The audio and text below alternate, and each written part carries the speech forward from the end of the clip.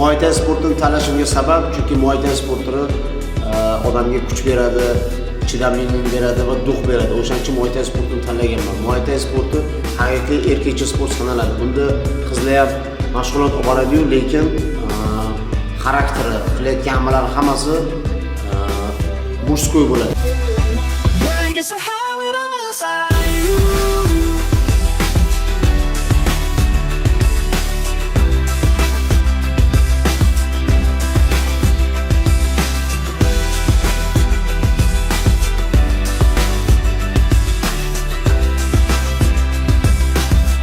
Nima xato sportchini sindirishi mumkin?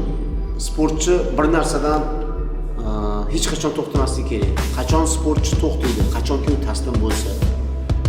Mashg'ulotdami, sparinglardami yoki musobaqadami sportchi taslim bo'lgan kuni u yutqizgan kuni bo'ladi. O'shaning uchun har qanaqa musobaqada, har qanaqa bo'yda mag'lub bo'lganda ham sportchi taslim bo'lmasligi kerak va olg'a borish kerak.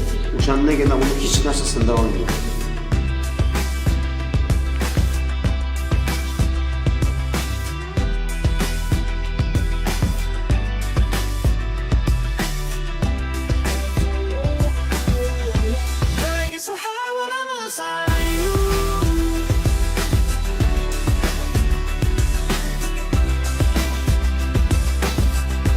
Jarohatni har qanaqasini sportchi olishi mumkin, lekin hamma jarohat tuzaladi. Eng yomon jarohat bu psixologik jarohat bo'ladi. Bu jarohat bilan faqat murabbiy shug'ullanadi.